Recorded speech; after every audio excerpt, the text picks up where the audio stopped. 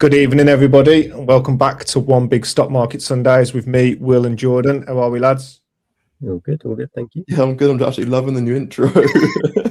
Yeah, man. Everyone let us know what you think of the intro. So we've had that one made. We've had it made for it. So let us know in the chat what you think of the new intro. So Jordan, if you want to take us straight away, if you want to go away, the first topic. Well, we've had a duplicated predictions from last week and the week before, and duplicated results in terms of who's got what points. So once again, John is the sort of solo point winner. I myself am struggling. My current streak is looking a lot like Tottenham Hotspur's or Premier League in the Premier League table. So John is now going into the lead and the top place. He's obviously not with us today. So his prediction for the week ahead already, I believe, is green.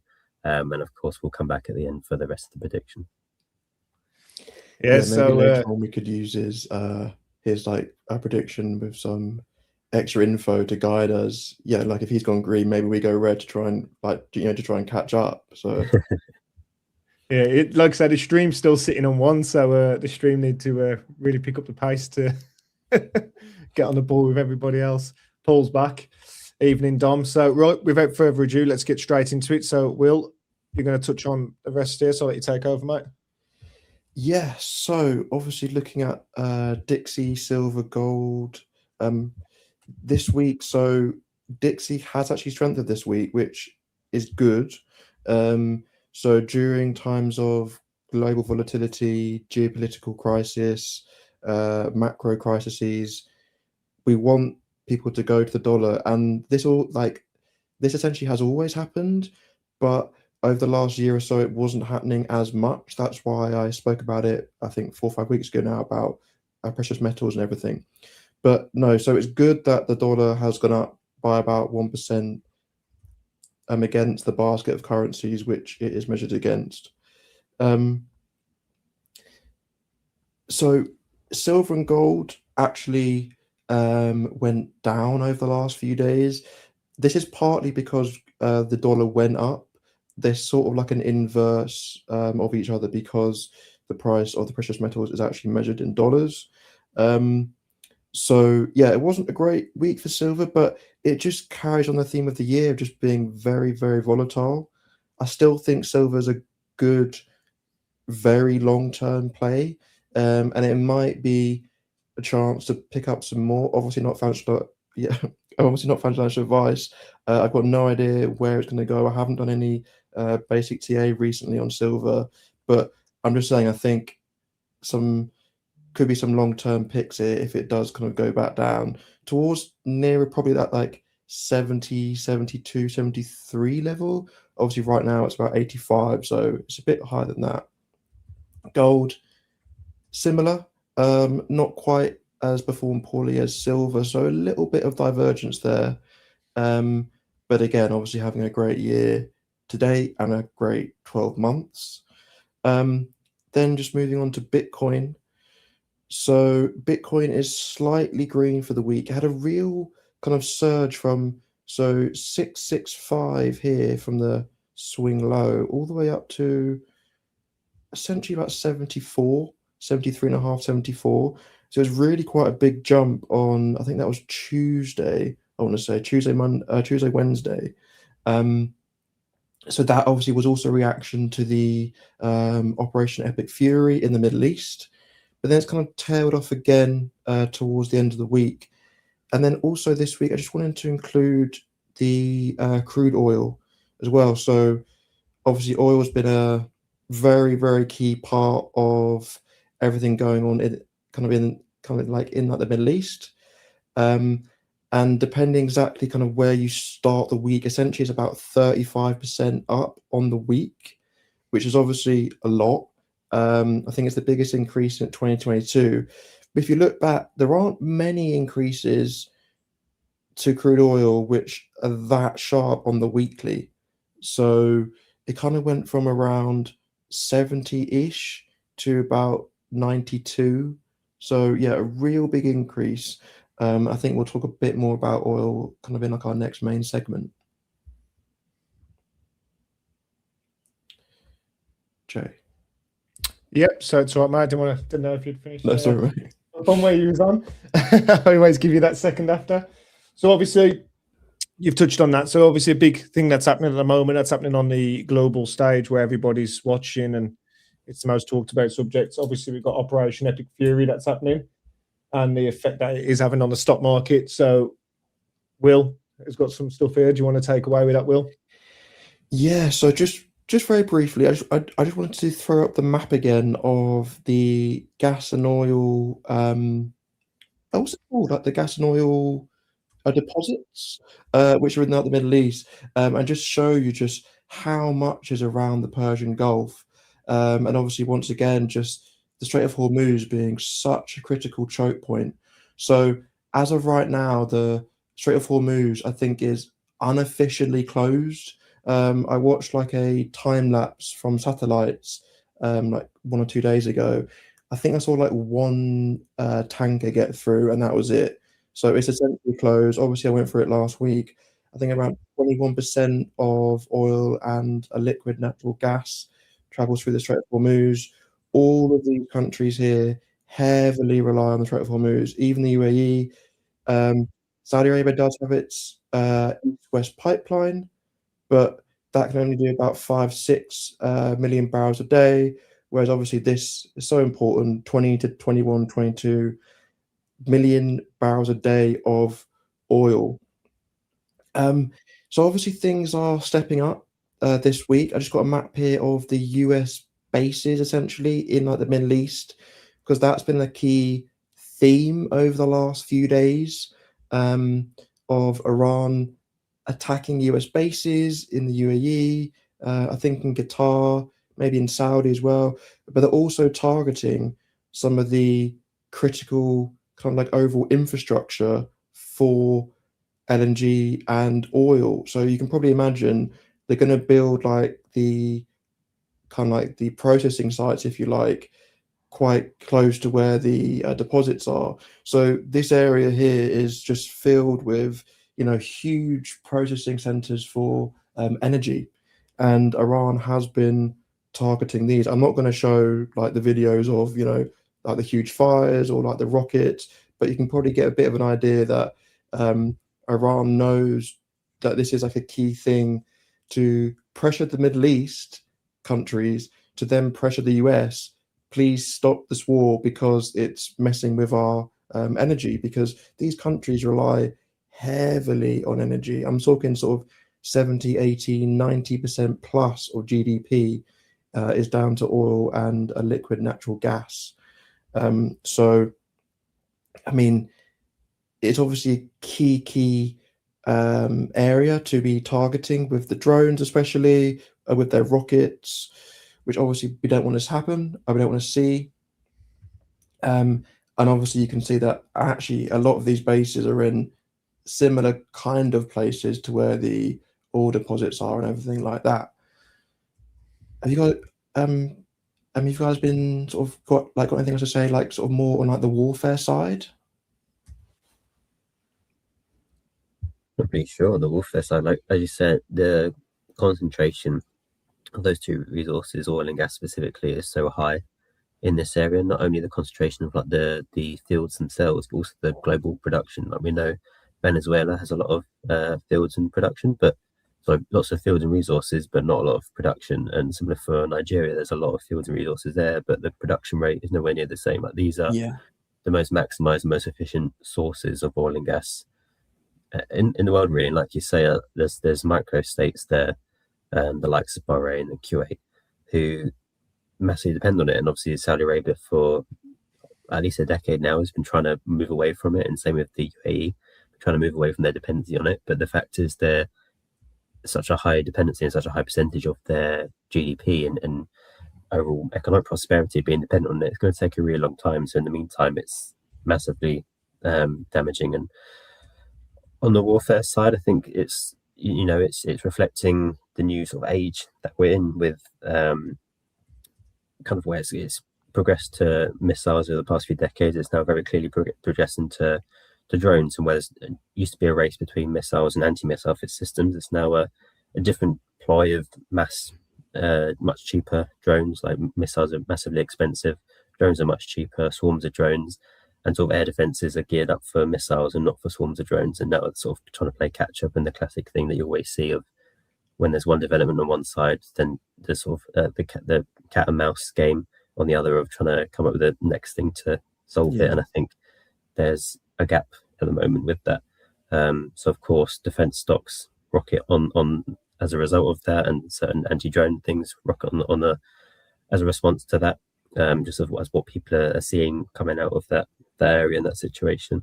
But it means that it's messy, and I think things are stretched out for longer and in ways different to what sort of involved countries may be expected. Yeah, 100%. I don't think that this area here was thought to be as bloody as it has been. So the proxy of Iran, Hezbollah, have kind of resurfaced, and they've been firing loads of rockets into Israel. Israel has kind of entered Lebanon. I mean, that because like this is like a key area of terrorism, effectively. So we've got action like in Israel and Lebanon, obviously, and then like all these countries are kind of being affected. But then obviously, like we're going to focus more on like the oil and like the gas side.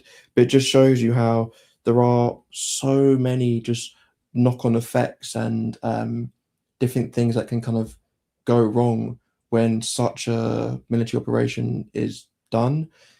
As much as I said last week that Trump's tactics and his style is to be quite quick and fast and quite brutal, but also just very quick, almost a bit shock tactics. Like this is a gigantic country, just to give some context, a massive country, 91, 92 million population. I don't think there's ever been a successful a regime change from the air. So it seems implausible that there won't be boots on the ground, although I still don't think that there will be. I just think that the whole regime change won't go well. So many different leaders have been killed. I think even some of like the more moderate possible leaders have been killed as well. So yeah, it's a complicated situation for sure. Just going back to more like oil and gas, there's a great video here on Sky News, which I recommend everyone watching after this. But it just shows you that the storage of oil is lower than you might think. So it's like in Iraq, only 6 days of constant oil production they have the facilities for.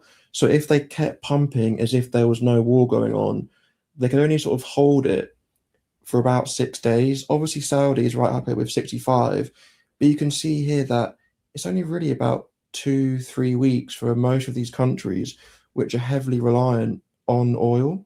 And just on that subject as well, Will, the problem is once they stop production when they're in full capacity, it actually does more damage than go, because it's not the same as just turning a tap back on. So in that video, I believe it does say it in that video that obviously it might not happen in the next few weeks, but really down the line, it can actually cause where the oil's coming from to actually dry up. It can cause a lot more problems than it's not a case of just turning the tap on and turning the tap off. 100%. And I think so it's not always that happened, but it certainly can sometimes. But I think it it takes many days, weeks, sometimes months to sort of turn on full production again. So that's why it is so key to keep it running. Over the weekend, I was sort of questioning, well, why are these days so low? Like everyone knows that like the Middle East is probably the world's most longest serving kind of conflict and disagreement sort of area of like the whole world. So if these countries rely on, some of them like 90% plus of their GDP on oil and gas, why isn't there more like backup facilities, I guess? But as to be expected, as I was researching it, a lot of it is down to cost. It's extremely expensive to build like, I don't know, like a, like if it's like a lake in inverted commas to hold this oil for, I don't know, 65 days or 100 days. Like it would be very expensive. But also they don't want to build loads of backup pipelines because it's kind of expected that by 2050, 2060, certainly 2070, oil especially won't be anywhere near as important. So countries don't want to fund hugely expensive pipelines, you know, going to the Red Sea, or, you know, kind of missing out the Strait of Hormuz entirely, because these projects take years to build. And then like the creditors wouldn't want to finance them because they think that oil is going to be not quite obsolete, but certainly the demand for it should be a lot less in 20, 30, 40, 50 years time. So therefore, do you want to build a super expensive backup plan? So I find that interesting as well. Just while you're on that as well, Will, while you're looking at that map, because I've Sure. seen someone put it in the chat just, but this is a very good point. What do you think about the damage it does for the USP for Dubai regarding being how safe it is? Because I think I seen something the other day that 80% of the population that are there have obviously migrated there. Do you think this then benefits people like the UK government, where they keep retaining the tax from the millionaires because people don't necessarily think it's safe anymore? Like, what's your guys' opinion on that? I do think Iran is. I'm sure I mentioned this last week. I think it's doing like a bit of like a scorched earth policy. So they're almost trying to bring down the Middle East. They're trying to cause more kind of like instability. I do think that Iran are intentionally targeting the port of Dubai, the airport, to kind of ruin their reputation. They are in a global HubSpot for finance, for tourism, for shopping, for holidays. But I do think Iran is intentionally trying to destroy some of that peaceful, safe, calm reputation. George? Yeah, for sure. I think there's probably a degree of I don't want to say complacency, but obviously the Dubai and UAE hasn't moved. It's always been in the location it's been in, and it's always been in a place which has had regional instability semi-regularly across a long period of time. And it's maybe just something that's over time been pushed more to the back of the mind of, like, is less and less relevant because things haven't happened, etc. I don't think there'll be a long-lasting effect. I think in the short term, for sure, that there'll be people who will be cancelling trips or looking to flee back to somewhere else in the meantime, and like a little bit of a shake-up for sure of how people feel about it. But I think very quickly they'll be able to regain that sense of safety. Like, the regional stuff won't be forever, and once it does get resolved, of course, different solutions will have different implications. If a regime changes and the country of Iran has a massive sort of ideological change and sort of the path it takes, then that can very quickly change people's perception about the region. But if something's more prolonged and sort of less of more like a papering over the cracks, then maybe it's slightly different. But I do think long-term things will resume back, and Dubai will still be seen as a safe haven and place with even locally low crime and that sort of thing. So I don't think it's got like a permanent reputation risk to them, but in the short term, for sure, it's like a big shake up to what people have been used to there. I totally agree. I think you made a great point. In 5-10 years, obviously with a massive pinch of salt, because anything can go wrong, kind of like in this region. But we could be looking at, hopefully, a safer kind of like Middle East. So yeah, I think it's way too early to call. I think certainly short term, it's not great, but who knows long term right now. But yeah, no, that's an interesting question actually, for sure. Because I mean, like, I think, like, I'm pretty sure like Iran has like amazing mountains for skiing and like amazing tourist sites and ancient ruins. So if Iran was to open up, I mean, I think eventually, maybe not in 5 years, maybe more in 15, 25, but tourism could be going there. Certainly the terrorist proxies, Hamas,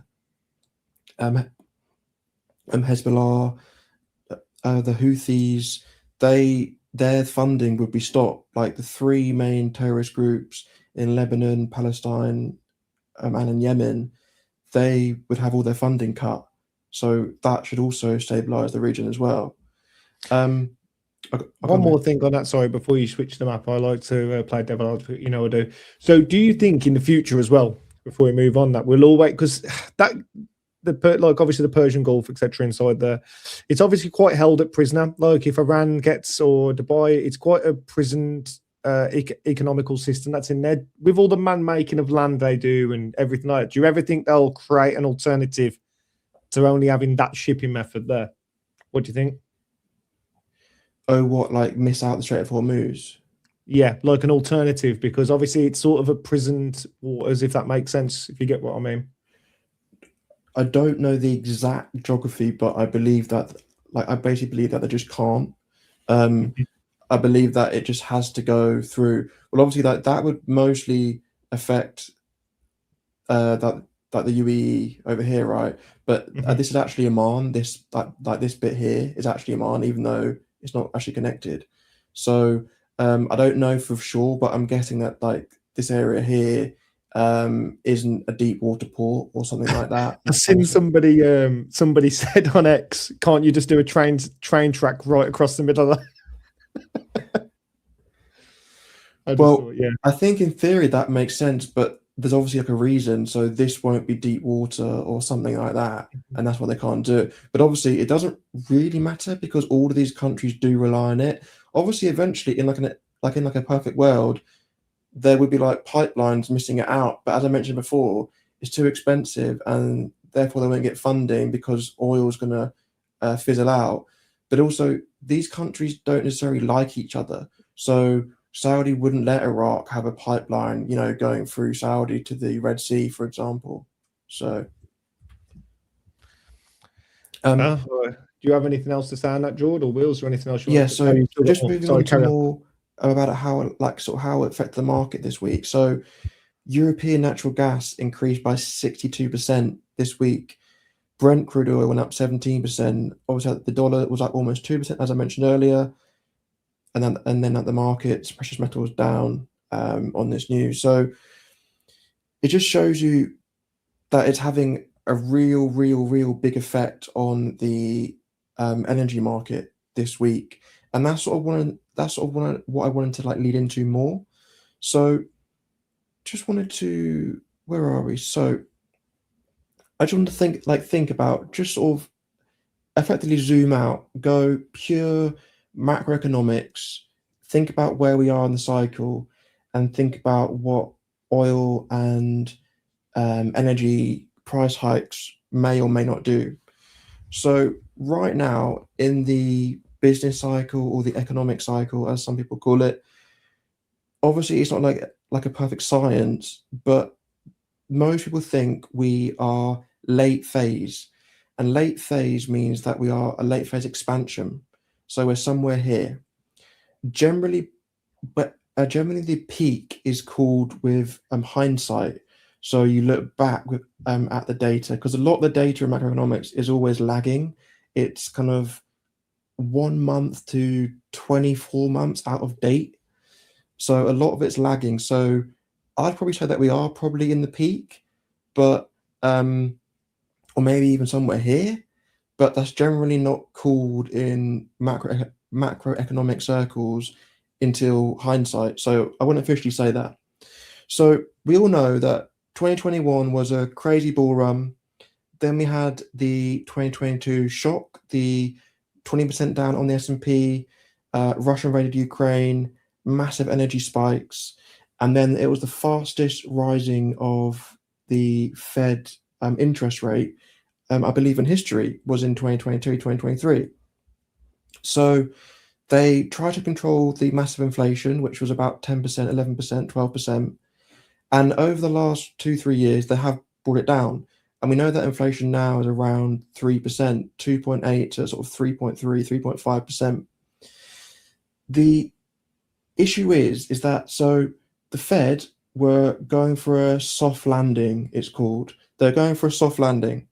Effectively, what a soft landing means is that when they come down this peak, they kind of cut out the recession, the trough, and we sort of move straight into like late stage recovery, back into expansion. This has happened before. It happened in 1995, 1996, and then that expansion went back and then led right up to the dot-com bubble. So right now is a very difficult time because inflation is nowhere near 2%. I said, like, it's around 3%. The job market is screaming out for a rate cut. And to be fair, Jordan, shall we sort of talk about PC now as well? Non-farm payroll. Sorry. So non-farm payroll came out on Friday, and this is essentially how many new jobs were created in February in the US. The consensus was 59,000. It actually came in at minus 92,000. So it was a massive miss.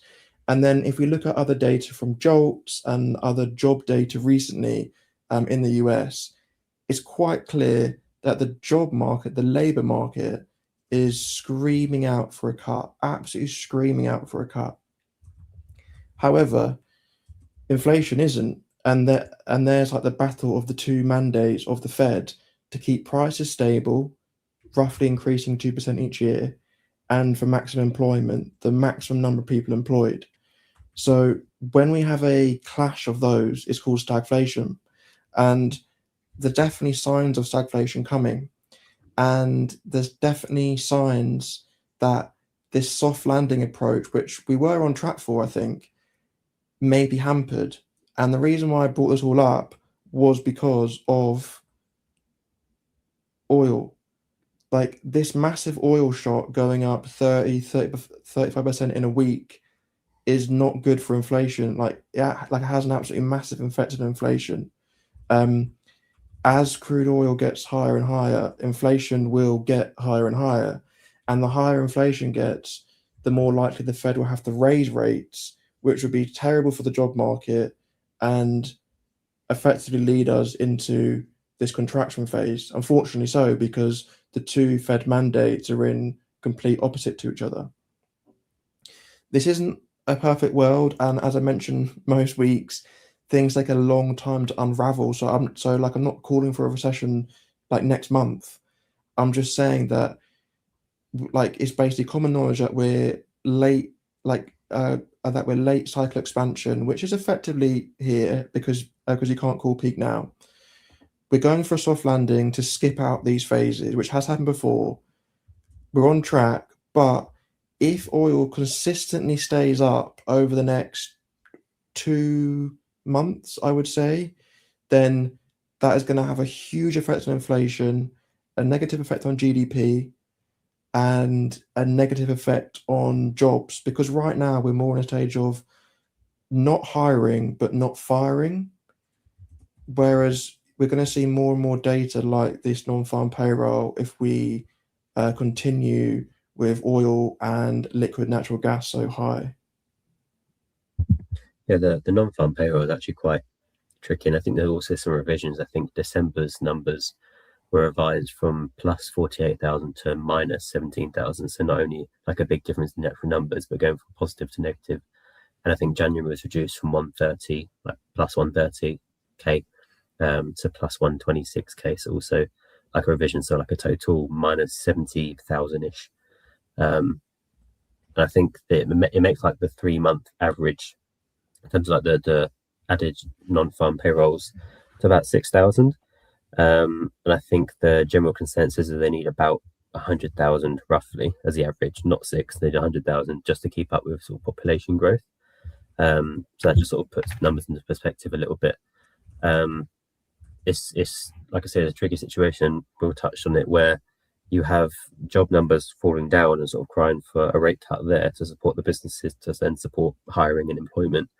But actually at the same time, you can see some of the numbers on the screen, the wage growth is still there and it's still strong, and some of the numbers were higher than expected. Like the average hourly earnings month over month was 0.4 increase rather than 0.3. So you got jobs coming down, but actual wage growth going up, which obviously then feeds into inflation. So you get the exact twofold thing of that stagflation where jobs are coming down, you kind of feel like you need a rate cut for it, but other numbers that are feeding into the inflation going up, which is the opposite of wanting a rate cut. And it's like exactly what you say, you're stuck in the middle of these two sort of worsening opposite poles. And sooner or later, I think I said before, you've got to pick a side. You can pause for so long. If they keep worsening, you're going to have to choose to prioritize one over the other eventually. Yeah, 100%. And I think that wage increase is going up because the expected inflation is still quite high. So therefore, people are demanding pay increases effectively. And also, I think this is a very key number as well. So the unemployment rate, the consensus was 4.3. 4.3. The previous was 4.3. We're now 4.4. So, as I said, we are slowly heading towards a worsening macro environment. This does not mean a guaranteed recession. This does not mean disaster. It's not time to sell your stocks. It's not something to worry about per se. It's just something to be aware of. I would say up until extremely recently, we were probably on track for a successful soft landing. So that's why effectively we've been talking about everything in the Middle East for 15, 20 minutes. It's to set up this conversation, obviously, as we're long-term investors, to think about the price of LNG, to think about the price of oil, and be aware of the shock that can have on inflation and then like the knock-on effects. Because I think the way I first initially thought about macro is it's sort of like dominoes. It's not guaranteed to happen, and there are kind of alternatives, but it's sort of like one domino falls, then that causes that, then that causes that. And as inflation rises, that causes increased pressure on the Fed to make a decision, as Jordan mentioned last week. Are they going to hold rates, or are they going to go with one of their two mandates, controlling inflation or controlling the job market? Just before you follow on from that, Will, because I don't want people to miss it, do you want to tell people quickly what it means to have a technical recession in the US? Yeah, so the technical recession is 2 negative quarters of a GDP, but also a lot of it can be changed in hindsight. So actually, officially in 2020, we had a recession, even though that was only 1 quarter of negative GDP. So there are many other factors, but if it's sort of like if in doubt, just remember the 2 negative quarters of GDP. Right now, to be honest, I'm not really thinking about GDP. I'm thinking about the price of oil. I'm thinking about inflation. I'm thinking about the Fed. Because I think obviously last year was a big focus on negative GDP quarters for a recession, wasn't it? It was a big focus last year. I think that negative quarter came out quite unexpectedly, didn't it? And it was obviously was a big discussion we all discussed, and it was obviously it was something that ended up being positive, so people were wrong anyway. But I just thought it's obviously because some people, I think obviously sometimes we forget. Obviously, there's a lot of new people here, now, so I thought I'd just chuck that in for there. Sure. Should we just touch? Go on, John. So I was going to say, on the topic of GDP, I'm always going to reiterate my own opinion on GDP is that as a metric is quite flawed and not a great one to follow for some reasons, because I think it's so influenceable by different factors. As like a general thing, for sure. I'm just thinking like the volatility of the price of oil is going to have a big effect on GDP. You know, America's, I think at the moment, is the biggest producer of oil. I'm not sure how it comes across to the export side of things, but for sure that then impacts the exports and also impacts the imports too. So I think don't ever take GDP, if you are going to use GDP, don't take it as just this is the number I'm going with and this is what I'm going to run with. Look into it further, because it's affected by so many things. And we spoke about it in a previous stream about how buying and selling gold and transferring gold also has a massive effect on GDP. And it's all like a fake increase in a way, I think. I think it doesn't help the numbers that, unfortunately, the last GDP number we got was the one massively stifled by the government shutdown. So that government shutdown really has had quite some, not big effects, but quite frustrating effects, where we just, like, at a time we really needed that the best up-to-date numbers, we haven't got them, and only truly now we're getting them. But even now we're getting them, the numbers are muddled up themselves by the government shutdown. So yeah.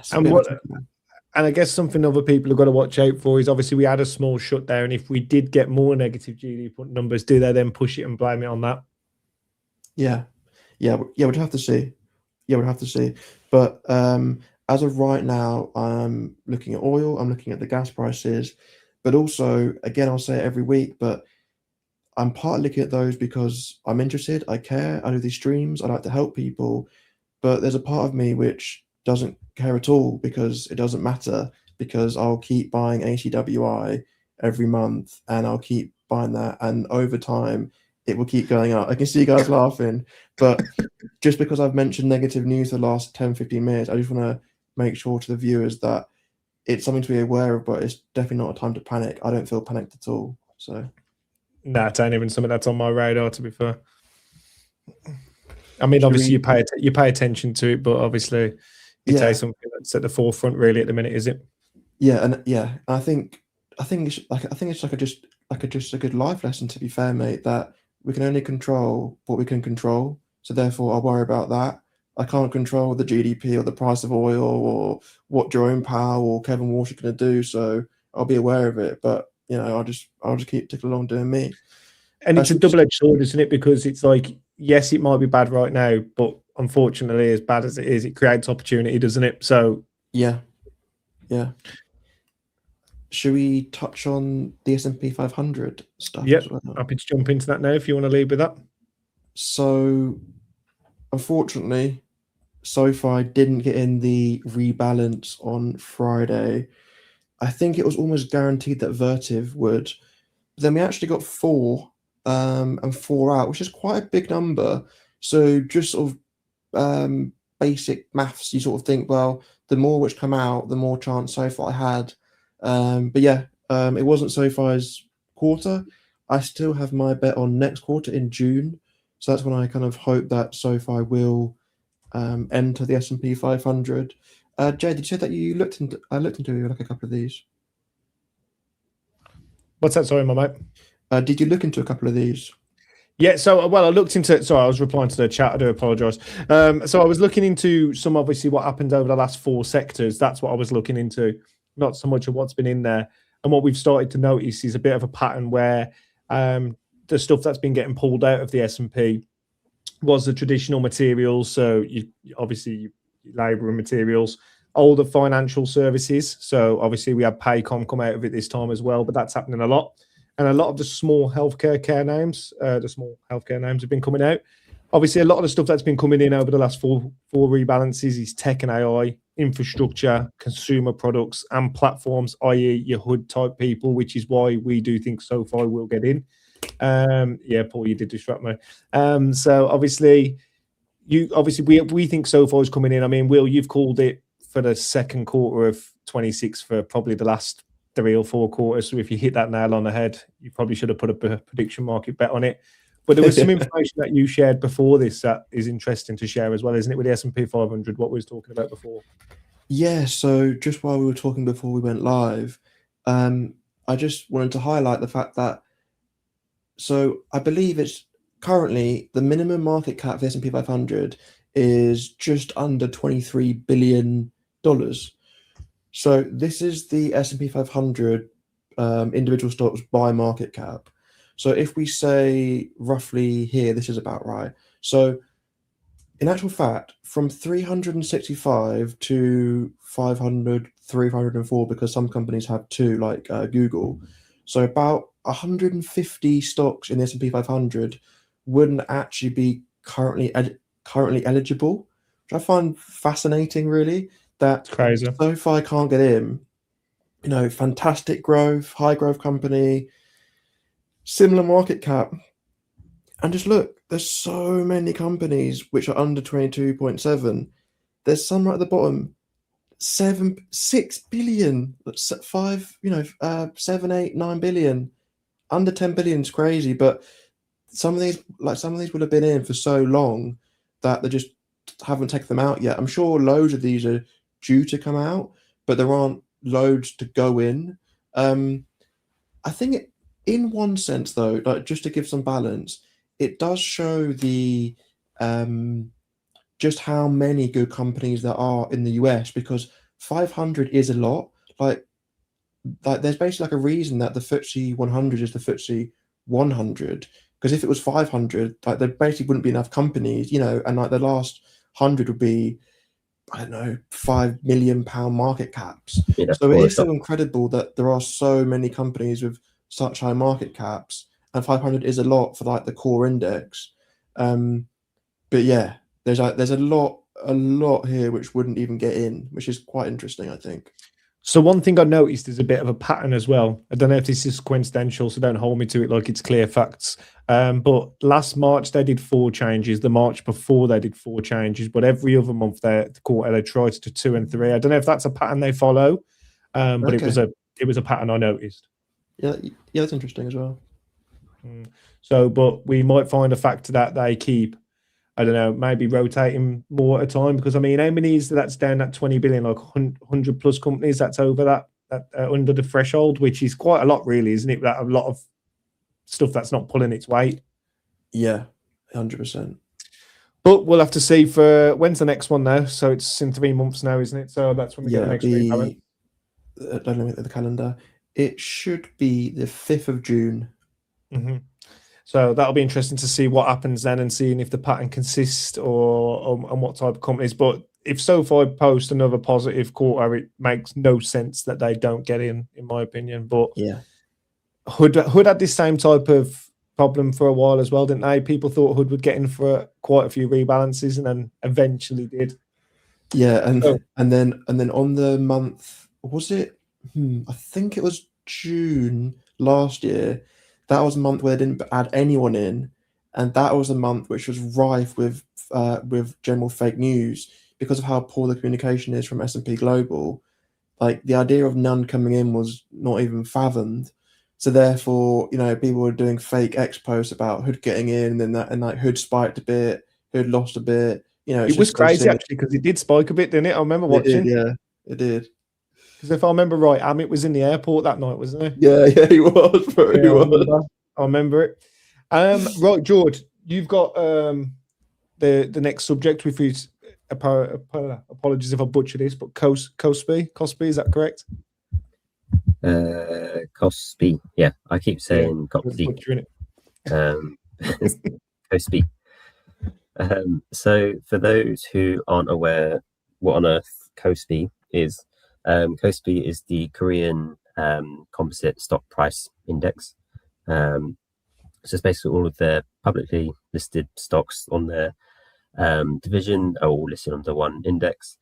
And it's been, just wanted to touch on some stuff that happened sort of during the week and some of the price movement of the index. Important to highlight that it is an index when we go into this and not an individual stock. I think it's a lot of people do compare it to the S&P 500 just as sort of the most comparable fund or index in some way. But there are definitely big differences between the two. To pick out the sort of biggest stocks in there, so by market cap, the top 4 in KOSPI are Samsung. Samsung, as we all know from electronics side, but also manufacture a lot of chips, so something to remember. SK Hynix manufacture a lot of memory chips again, something to remember.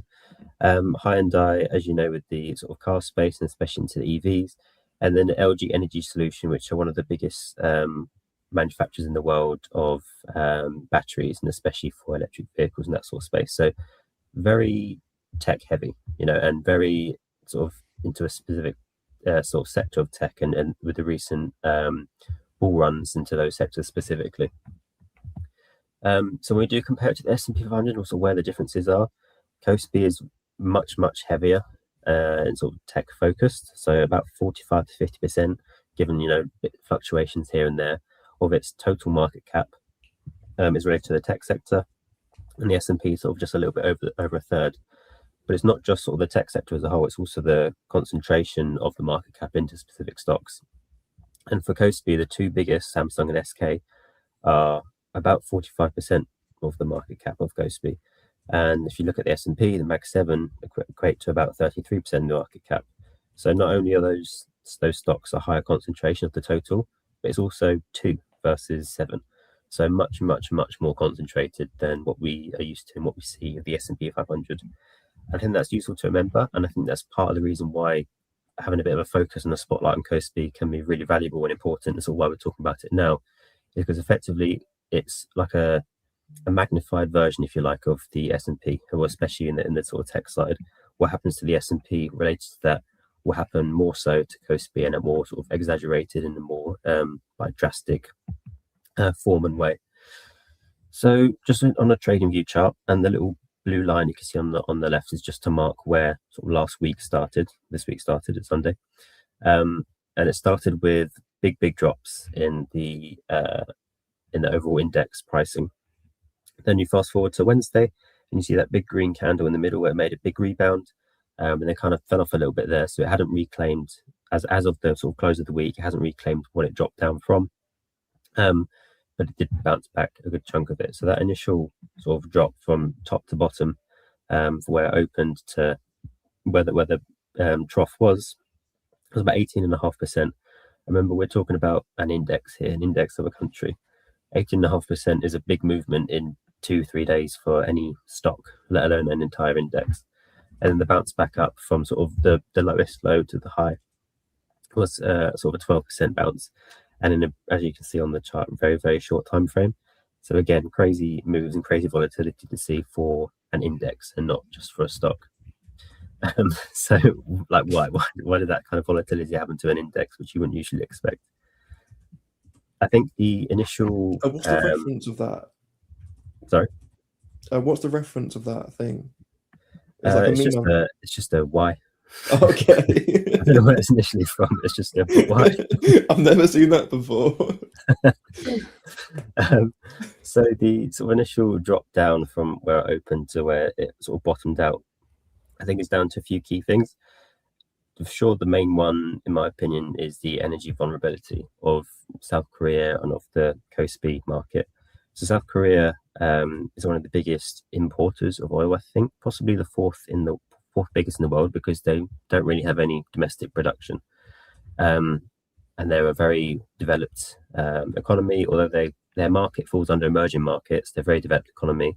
Their GDP per capita is high. Their energy consumption per capita is high. So they've got very little domestic energy resources. They import a lot of it, which of course makes them very susceptible and very vulnerable to macro factors and global political factors that impact that energy supply. I think 70% of the oil that they import goes through the Strait of Hormuz, which of course been talking about a lot lately and has had, just complete stop. So if 70% of your energy supply suddenly doesn't look like it's going to get to you, that has massive ramifications for your economy. And then move on to the second one there, the tech sector weighting. We know the tech sector is more volatile than other sectors. We know it has higher premiums and higher valuations and higher multiples than other sectors. So when things crash, they crash harder than other sectors. But then combine it with the fact that specifically the sort of stocks that KOSPI is made up of, and as I said at the start, with Samsung, for instance, and SK Hynix, they manufacture chips. So they have these big chip fabrication machines and chip factories that are really high in energy consumption, like really high. And that's, as I said, 40, 45, 50% of their total sort of index market cap and valuation. If there's an energy threat, the supply of energy is sort of been threatened, or they still have a supply of energy, but the cost is massively going up, it's doubling or it's tripling, then those are huge ramifications and huge impacts to those specific stocks that make up the bulk of the index, have those chip fabricators that have massive energy consumption. Those are huge operational sort of risks to them, whether they can continue to produce as they are, whether they can meet their earnings targets and revenue targets, whether they have to stop production, or whether they have to sort of take hits on their profit margins and operating margins, that sort of thing. You know, energy impacts everything, and I think it's quite easy sometimes to downplay how big and impactful energy is, but I think it is the most impactful factor to any economy is energy, and it's sort of the age of which, as humanity we're in right now, is the age of energy. Then I think there's also an argument to make on profit taking and sort of retail panic side. So retail panic side is obvious when people see headlines and news and they make a reaction on that quite quickly. But the profit taking side, KOSPI ran up quite a lot in recent times. So let me, if I just go back to skip the cat, the first slide, you can see there how much it's run up recently. So that last sort of year or half a year or so has massively run up, and it surpassed sort of the 6,000 point threshold, which if you were in the stream end of last year with Alessia, you would have known, you've heard about this sort of psychological side of investing. Hitting a big round number like that for the first time and the all-time highs like that for the first time have a big psychological side to them. So you would have had, from that big run up, that bull run, lots of people sat on unrealized gains that they're looking at these big green numbers, knowing that they're still live. They haven't confirmed that yet. And you're going to have, fingers hovering over buttons, clicking to click sell, cursors hovering over buttons, people getting ready to make a call, loads of people ready to take that profit and make it. And all they need is just a little catalyst and a little reason to. And I think you see that with most bull runs where, at certain points, people are sitting on this massive amounts of profit they've made in maybe a short period of time, maybe a long period of time. And of course, they're going to want to confirm some of that, cement it, and sort of protect those gains that they've made. So giving them little reasons like this threat or this hypothetical scenario that might be sort of panning out is obviously going to encourage that. And then the last one I want to mention is a weakened currency. Now, the currency side of things and obviously FX side of things is a massive field and massive sort of topic to explore. So I don't want to go too into it, but definitely take some time yourselves to look through, because there's so many different avenues and sort of perspectives to view those things from. But the Korean one, I think it is, weakened quite a lot, which obviously then impacts their index and impacts the market side. Their market has a lot of foreign investors. So if you take the profit taking, for instance, you have a lot of people selling the stocks that are listed in won, and then they change that back into, let's say, USD. So then you've got a big wave of selling pressure on the currency, which brings it down. There's lots of other factors that impact it. We also, of course, saw last week a strengthened dollar, which then makes the sort of exchange rate drop again, and again puts downward pressure on the Korean currency. So there's lots of, as I say, lots and lots of different avenues and perspectives to look at, and I don't want to cover them all now because we won't have enough time. But there's lots of different things that feed into it and add on that downwards pressure. And then looking at the rebounds, why did the rebound happen? Well, if you were following the news last week, there were sort of mutterings and murmurings during the week of possible diplomatic solutions, some of which Trump sort of distinguished straight away, and others which kind of are still sort of lingering. So there will see some hopes of a positive solution to the scenario, and obviously then therefore things like the Strait of Hormuz reopening again, and things resolving and sort of easing off. So of course that caused a bounce. Naturally, buying the dip, if you're in the Discord server, you'll see it all the time when there's people talking about buying the dip, and definitely that would play into it. And then there was also a wider sort of global market bounce. The US market had a bit of a bounce around that time last week, and then Nasdaq was up 1%, I think. So obviously that feeds into it, and anything that happens more globally will happen to those individual markets as well. Just the last sort of thing to look at, and just sort of, I think, useful perspective to have and useful things to keep on your mind as we move into the next week. Not necessarily because you're an investor in KOSPI, and I'm sure there's not massive amounts of people who are invested there, but just using it as an indicator and as something to feed into other markets that you might be in. Analysts are still describing that rebound, that sort of 12% rebound, as a very fragile one. As I say, it's not reclaimed everything that it lost last week, but they're also saying where it's sitting now is sort of teetering on the edge a little bit, and doesn't necessarily mean that the bottom has already happened. But the immediate panic that we saw, the immediate sell-off, has subsided. To an extent, there's a certain pool of people who were very eager and willing to click sell and realize profits.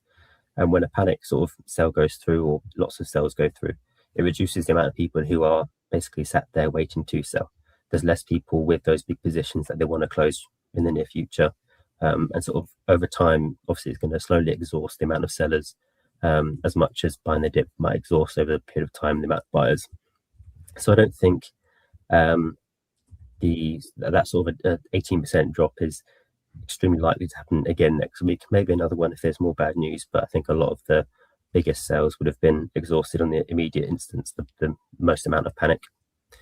And then, I think, I'm sure you're probably aware anyway, just the South Korea is just as exposed as it ever has been to any developments in the Middle East. Any sort of news changes, any situation changes happen in the Middle East, you're going to see that reaction in the Korean market. As I say, they are so exposed to energy and so dependent on energy, and it's so key to what their market and their index is mostly made up of.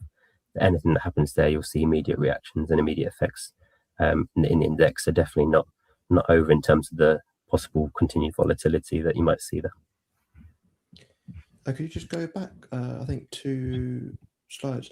Yeah, I think just a couple of interesting points to add on to here, George, is that the South Koreans absolutely love leverage, and they love leverage, they love margin. So that's partly, I think, why it was so drastic, because the cascade of being margin called, I think, certainly added to the crazy events we saw in that index this week. But I think also, just going back to your first main point, is that this index is dominated by two companies, two memory companies. Memory is known as like the cyclical business. Like if you go back and look at trends of memory companies, it's so cyclical. So any kind of worries to, have we peaked or whatever, is going to affect Samsung and SK Hynix massively, because they're both memory names in an over leveraged, concentrated index. So I'm not surprised at the volatility, yet at the same time, as Jordan said 2 or 3 times, I think it is shocking in one sense. Like the fact that this is an index and it moved how like this week is particularly crazy. But the fact that it is so concentrated in two volatile, effectively now AI tech memory names, is not as surprising when you sort of strip it back. But also, just going back, I think maybe 1 or 2 more slides, George, from there, it just made me think of this one. This, I think, is a great one for like a more general point. A lot of people mention that the S&P 500 is really concentrated in the Mag 7, which it is, but looking at the KOSPI, that's actually more standard. So a lot of small indexes in Norway, South Korea, even like the UK, Germany, they're dominated by like 3 to 6 companies, and they're and like the top 10% holdings of those countries might be like 40, 50, 60, 70, 80%. So yes, S&P 500 is concentrated, but actually it's one of the least concentrated indexes in the world. So I just thought that was an interesting anecdote as well to add on, to be fair. Jordan, someone in the chat real quick, they're talking about airlines being good businesses to invest in. Yeah, they're really, really good.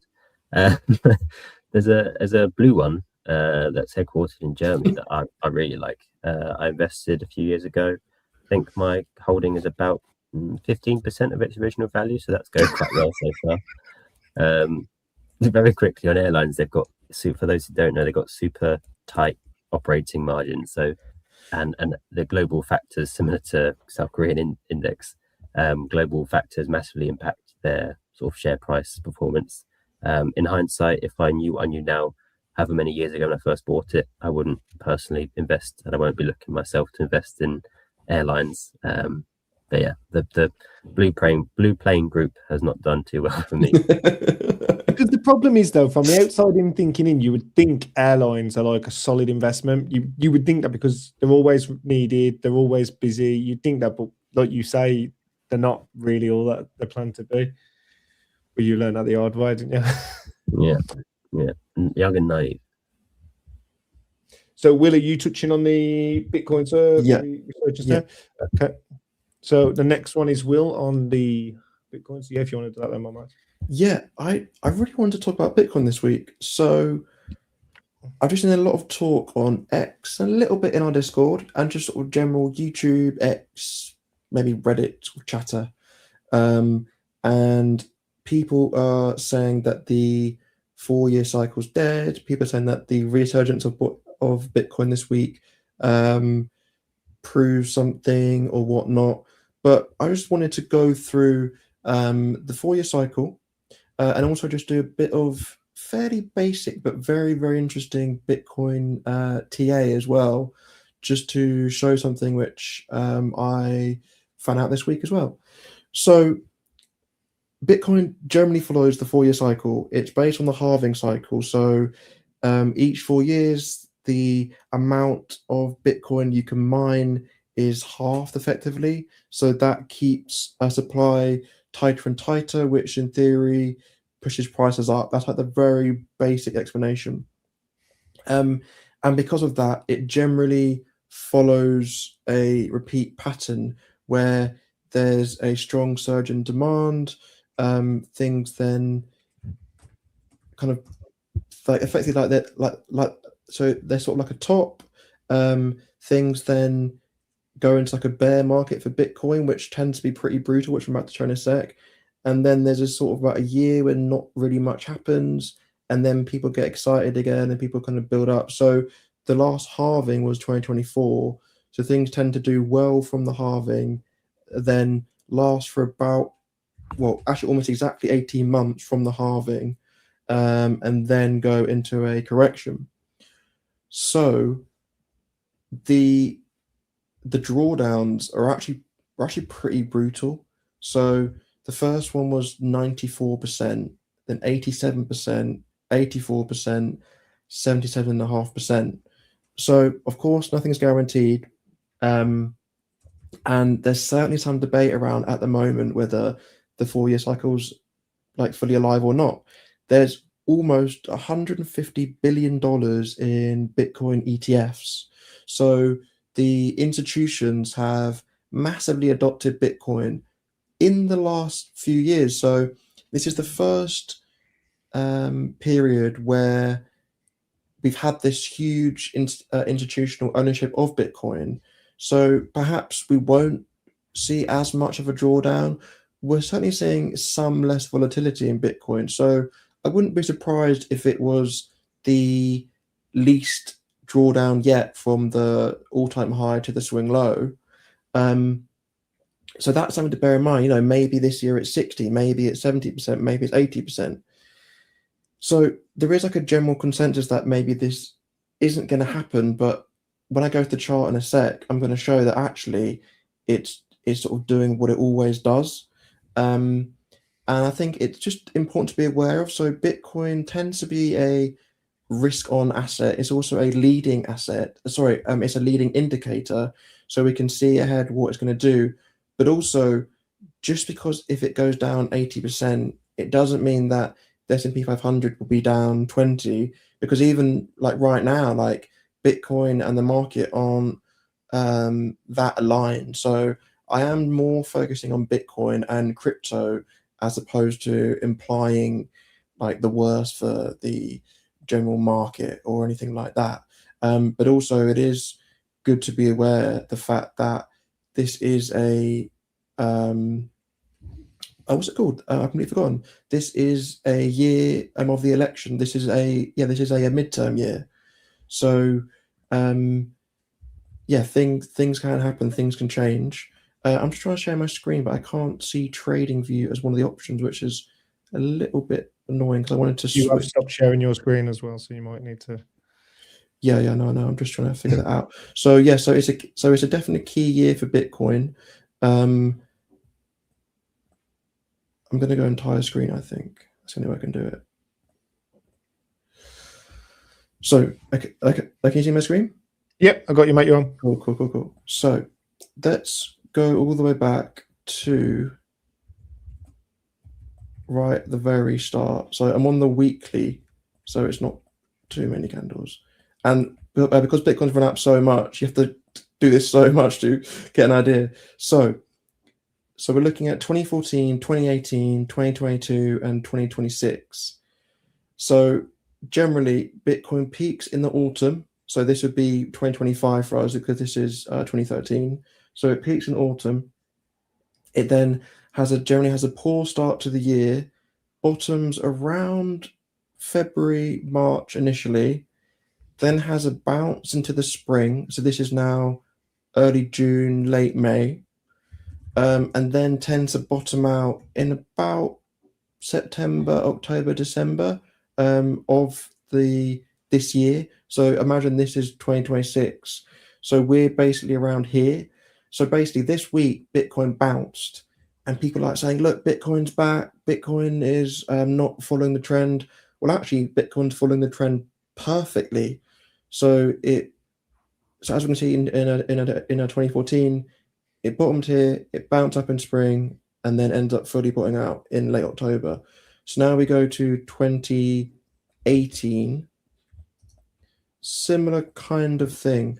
So the initial bottom here, 5th of Feb, we bounced into February, March, kind of early March, bottomed again, and then eventually trended downwards. You can see again around November, December, similar to 2014 was where the eventual bottom was. So again, we're roughly sort of here effectively in this current year.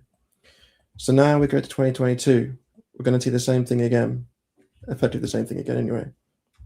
So the high from the previous autumn, which we had, I'll show you in a sec, bottomed in around early in the year, bounced into spring, and then ended up bottoming again around December, January, November, exactly the same as the other two. Then finally, just scroll over. There's so many. So we all-time high in October, poor start to the year, bottomed here in, where are we? So sorry, yeah, I was a bit mixed up there. So right, a poor start to the year. We don't do that well. We come around, we bottom in February, and now I think we're seeing the bounce into the spring. So I'm kind of expecting some more strength into spring, maybe up to 78, 80,000, and then breaking down.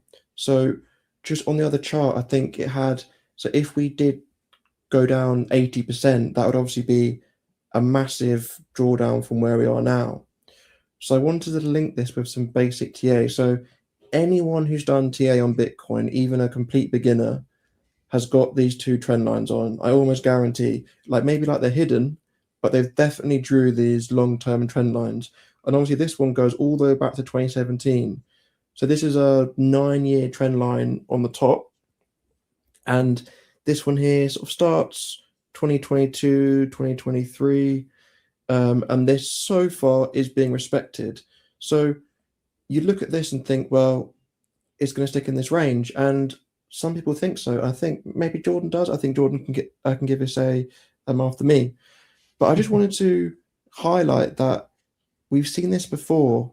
And yeah, well, I'll show you now. So let me take off the current 2026. I've got this ready. So hopefully it's quite okay, professional this is, Jord. Look at this. He's waited his whole life for this moment. So if we look here, so you have to kind of imagine that this is only what we know, right? Because we can't see the rest because it hasn't happened yet effectively. So it's a similar kind of trend line where it's hit it here, hit it again. Then in June, we hit it and then we broke through.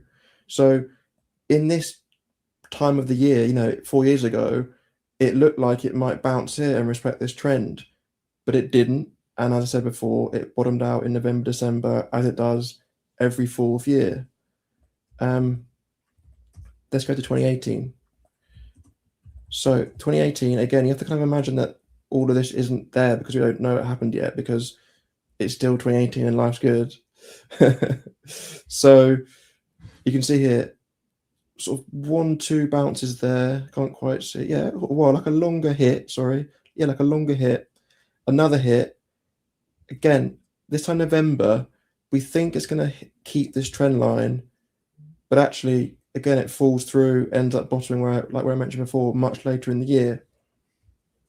Finally, let's go to 2014. Just take off that. So go 2014. Exactly the same thing happened. So 1 hit, 2 hit, 3 hit. Then we get to December, and then it just completely smashes through that trend line, which looks like it is there. So if we completely zoom out again, and we go back to the first view. So I originally had this on, didn't I?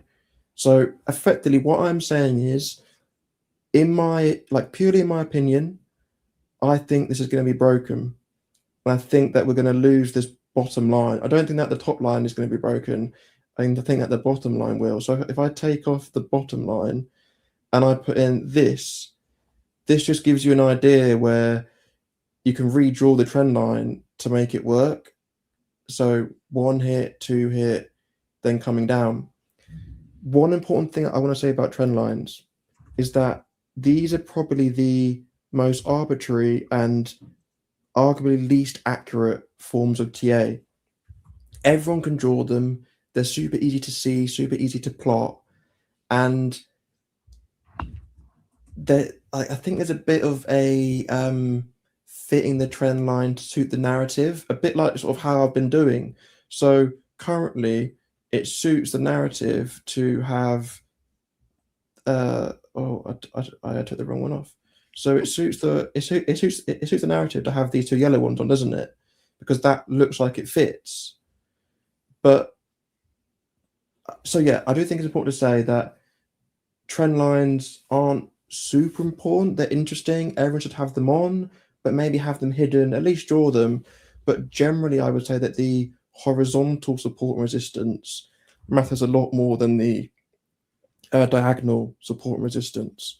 So just to give you an idea of what we're talking about. So if we go to the, I need to zoom in a bit more. So if we go to the all-time high and we come down, so I know it's probably a bit small, but if we look at where it's probably going to bottom around December, that is minus 73%.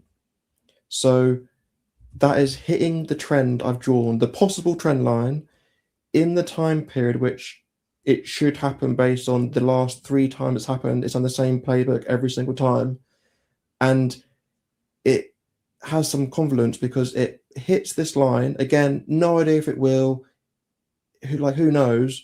But it is interesting that I mentioned it went from 94%, 93%, of 80%, 77% down. If this time is 70 to 75, it's going to hit this possible trend line absolutely perfectly at the exact time it should.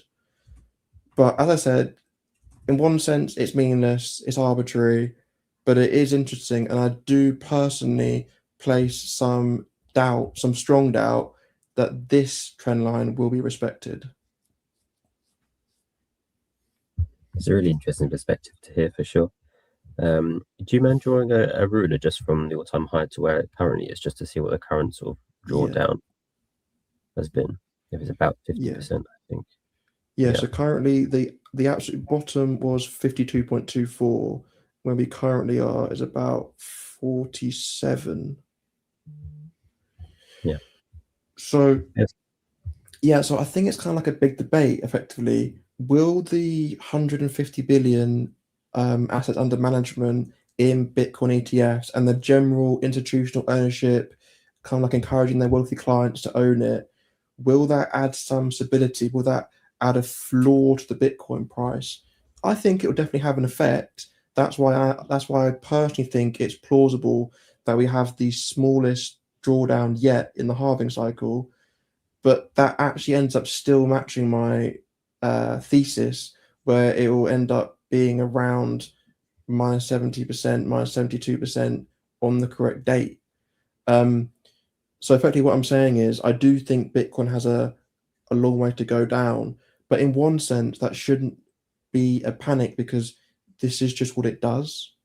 I guess because we're going from higher numbers, it feels like a bigger drop, but in reality, this is just what it does. Yeah, sure. You got anything else to touch on that, George? I was going to say it's interesting, isn't it? Because we can sort of theorize that the drawdowns will be less significant over time as more and more funds put into Bitcoin. There's more focus. Early days, of course, it was going to have 90% drawdowns when there was just almost like a hype around it and no real institutional backing or belief that this weird sudden thing in sort of 2014, 2015, this online virtual currency that all people knew at that time was just a load of nothing, could become something almost like a backbone to economies and stuff. So it makes complete sense that early days there were massive drawdowns, and then it therefore makes sense that as time goes on, the drawdowns become less and the volatility evens out a little bit more because really the more funds and more valuation that sits into something, the harder it is for bigger and bigger amounts of money to move in the same way that the small amounts of money did. But then on the other side, crypto and Bitcoin is one of the most sort of heavy leveraged things there is, because people view Bitcoin similar to gold in terms of put your money in it and you'll never ever lose if you hold it in there and stuff like that. So you see big leverage, and obviously that then impacts the significance and the size of the drawdowns and the volatility. And we saw that in October last year when lots of leveraged think calls got liquidated because there's just so much leverage involved there. In terms of the resistance and support that you see here on the graph, I think the long-term trend of the resistance at the top is definitely a case of that self-fulfilling prophecy side of things, because people are 100% going to be drawing and looking at the exact same line and putting take profit orders and stuff and sell orders at that line, and it's going to immediately fulfill itself every time you come up and reach that line. Everyone's looking at the same thing, everyone thinks that's the top, everyone clicks sell, so naturally it becomes the top. And obviously the support is a little bit more complicated and has much more, I think, just more complexity to it. So we'll see it. As I said, like we've already had a 50% drawdown. Does that become the new big drawdown as things become less volatile, or as you say, does it become more like a 70 region? Of course, time will tell, and we'll see if it does come back down to that sort of current 2026 support line that you've drawn in yellow, how it interacts with it. And just to add, the number I am basically kind of like predicting, to be more accurate, is probably 32 to 35. So, well, I guess the numbers and that is interesting, because just drawing like a very basic line there, you can actually see that I'll just change the color because it's all the same. You can actually see that that is a key area. There has been resistance there before, and there has been support there before as well. So sort of some things would end up crossing over, and it could be there. But obviously, this is just some basic TA. Obviously, we're not sure where it's going to happen, but it will be interesting to see what kind of drawdown we do get this year on Bitcoin for sure. And also, I just want to shout out Paul's guy from our server, because he helped me see the vision for this. He helped me understand this week. So I did do a lot more research and sort of build on it. But I just want to give him his flowers, because he did some really interesting Bitcoin TA with me as well. So so thank you for that, mate. No, that's great, and appreciate all your input on that, Will. And it's good that, like I say, different people have different perspectives, which, like I say, that's why it's good to have the counter argument, George, which you had, whether that's already the drawdown that we had. Is there anything else you boys want to touch on this, or do you want to go to the new segment? Yeah, can you just I just take my screen off, mate, so I don't show everyone everything again like before. Sorry. Are you finished on what you need to do there, Will, or do you still want to? Yeah, I'm finished, mate. Yeah, thank you. Okay, so obviously something that we're going to start doing, which we've started asking in the servers, and obviously we are going to start asking in here. So if there is a question that you want to be asking us next week, put it in the chat now, and I will note them. So what we're going to start doing is something called Question of the Week. We have a lot of inexperienced investors in Discord, and we have a lot of new people that come along. So there might be questions that they feel afraid to ask. So we're trying to entice that a little bit more. So obviously, Jordan, this week the question's going to be aimed at you. What is the best way to value a high growth stock? Yeah, it's a really good question. I think there's multiple parts to it for sure. And I want to preface it by saying I think a lot of it is relevant to any stock, any stock you're looking at, whether it be big or small in any fund. But I think more so that's exacerbated for those high growth stocks. So I think to value a high growth stock, you've got to look past the spreadsheets, past to a degree the earnings reports, because a lot of these stocks are often already pricing in success that hasn't happened yet and pricing in future promise of growth. As I say, again, similar to a lot of other stocks, but more so for those that are high growth. So really what you need to do, I think, is determine how likely that future outlook and that future growth actually is. I think if you can firstly look at the moat, so what their competitive advantage they have in their sector and against their competitors, because high growth rates are quite a big magnet for competition, and if someone's growing really rapidly in a new market, let's say, a big player might come along and want to chime in and compete with them and tap into that high growth. So it's something that draws in big competition, and obviously with the competition you need to know what's protecting them from that. What is that moat? So you can sort of ask things like, does the product that stock is involved with get more valuable as more people use it? How painful or expensive would it be if a competitor does come along, or if a customer wants to leave to another competitor? How much does that harm the stock, or is it actually quite easy to sort of recover from? Does the company have something that allows them to charge a premium over others? I mean, lots of different questions that fall into that moat, and basically the USP, if you like, of how that company and stock operates. Then you can look at the sort of total addressable market, the sector that they're in. To a degree, growth is a finite resource. There's only so much money, or there's only so much space for some sectors and some markets. So look at the size of the market that stock is in and try and estimate what the size of that market is. If a company is growing at 50% revenue a year, but they're already 80%, let's say, of a market, then at some point they're going to hit a wall unless that market has massive growth itself ahead. So I guess the perfect scenario of that is finding a company that has quite a long trajectory ahead, a long journey, where they're in a big market or a very exciting growing market, and they're already quite a relatively small player. So we can take Ondesk, for instance. We know that the drone and counter-drone market is quite an exciting one. It's quite a new one, and it's growing quite rapidly. And in a few years' time, it has a potential to be much bigger than it is now. And Ondesk itself is a relatively smallish player, like it's not the biggest drone manufacturer in the world. So it has a lot of room to grow as well, and that's important. Then I think with high growth stocks, the management and culture is really important. I think you're buying into the people as much as the stock with a high growth stock. So, some of the best stocks are founder led. I think Amazon and Nvidia are both examples of that, where they're led by their founders for a long time. And then the execution, looking at the history, have they met the targets they've set themselves? Have they done well on earnings calls? So they're always moving the goalposts, or do they say, or do they do what they say and stick to it? And I know, Jay, you've spoke about that a lot on your own channel and in different ways about looking at the CEO and the actual people behind the stock and buy into them and believe in them. And then lastly, looking at some of the actual quantitative, checks and metrics. So they're still important as well. The numbers do matter a lot. So you need like a baseline for sure, and that's what feeds into it. I think things like PE ratios don't work for high growth stocks.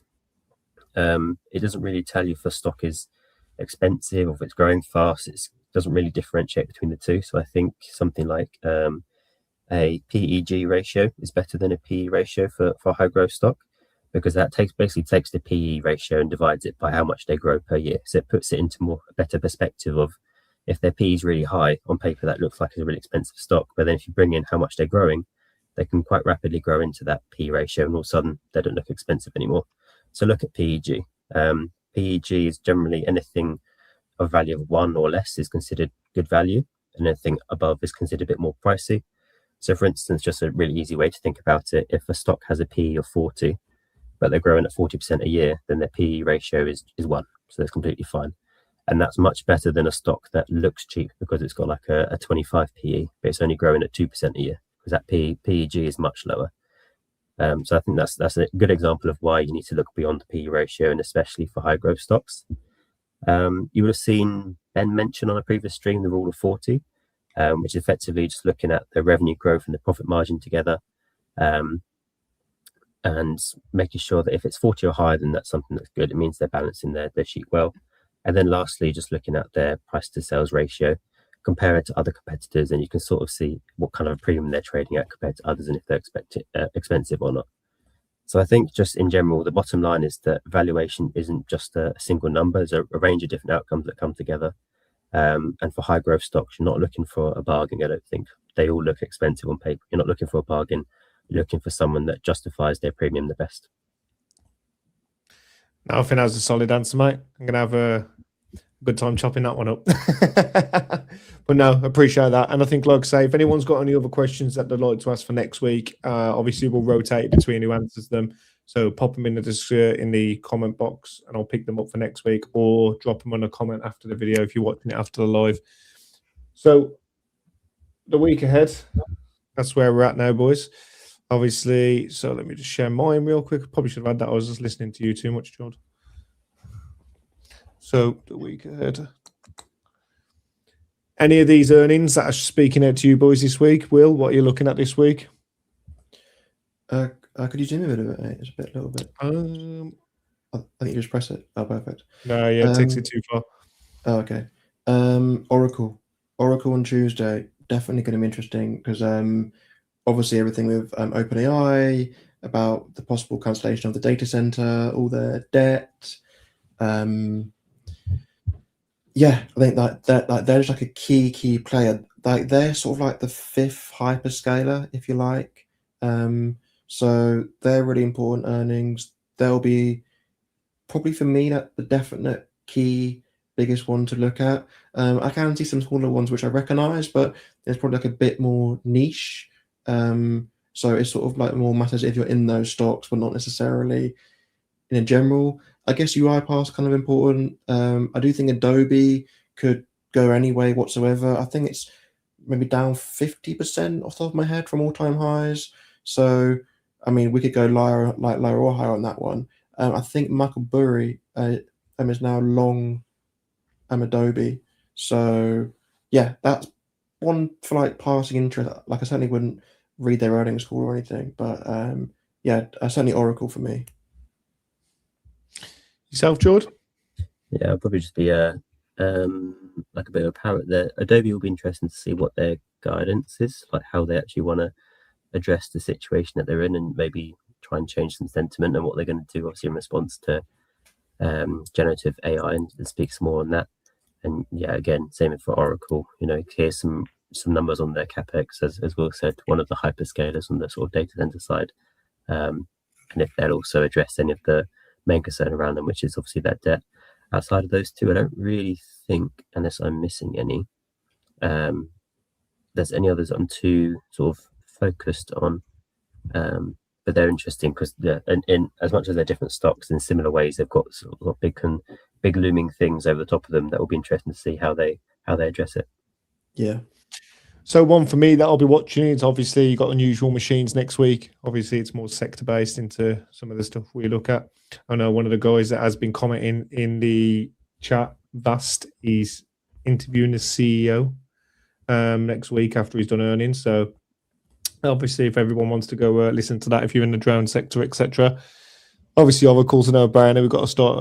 We've got to look at that one. But I think other than that, and Adobe, I think that the rest of it don't really scream out to us. But yeah, so it's quite a busy week still. It's quite a lot going on, but only a couple of interesting earnings. I think most of the ones we've all been watching for have reported now. So Will, the key events for next week, we've got the US stock market and oil futures that open tonight. We've got the February existing home sales data, February CPI inflation data on Wednesday, US Q4 25 GDP data for Friday, PC inflation data on Friday, and the JOLTS job opening data. So what do you make of the macro next week, Will?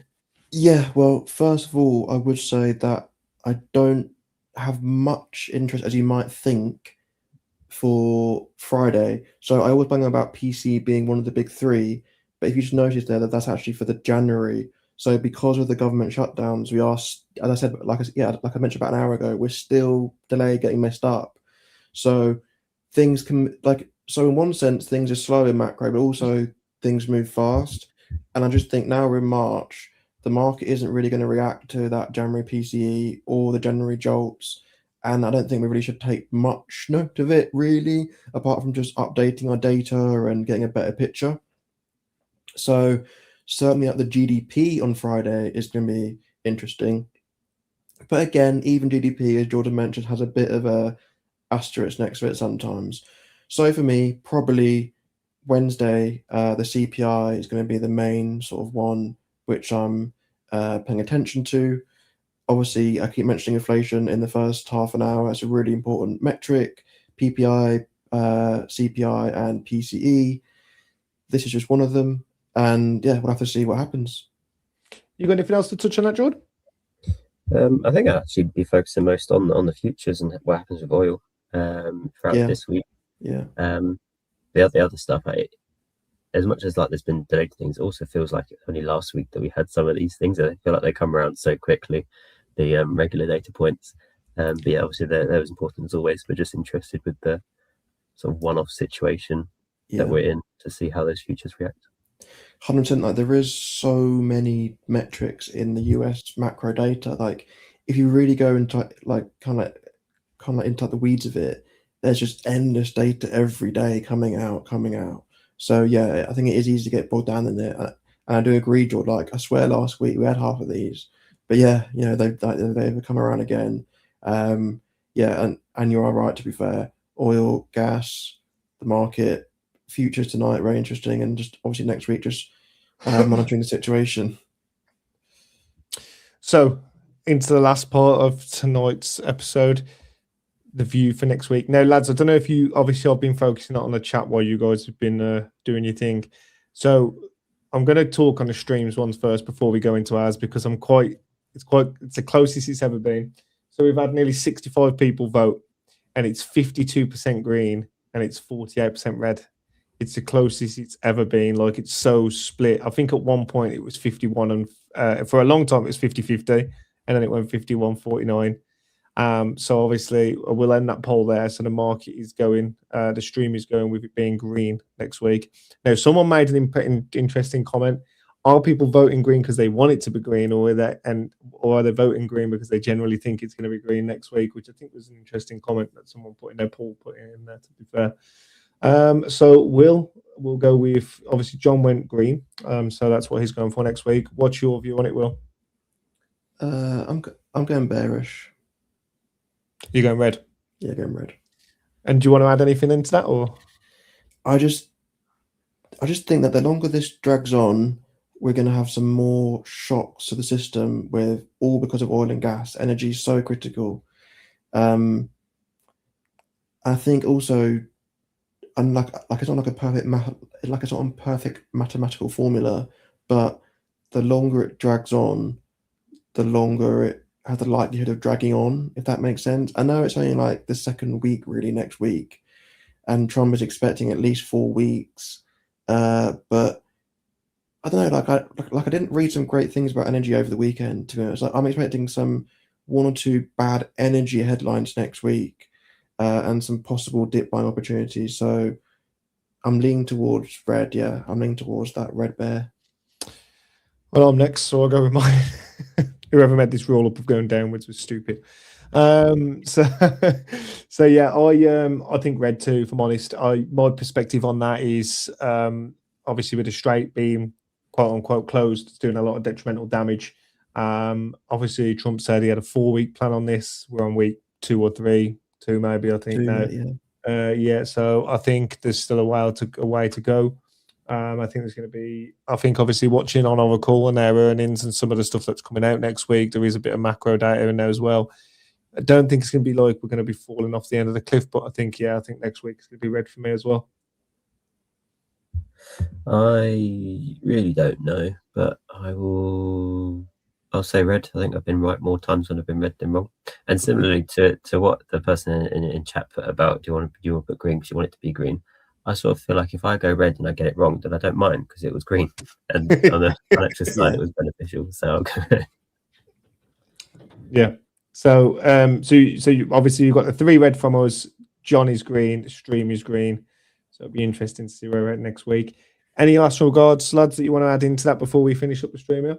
Yeah, I just want to echo what you said, Jay, and I do hope that we do get some good questions in the comment section after the video is published, or in the server, because we'd love to have more questions of the week. We'd love to do it every week, and we'd love to get some interesting questions.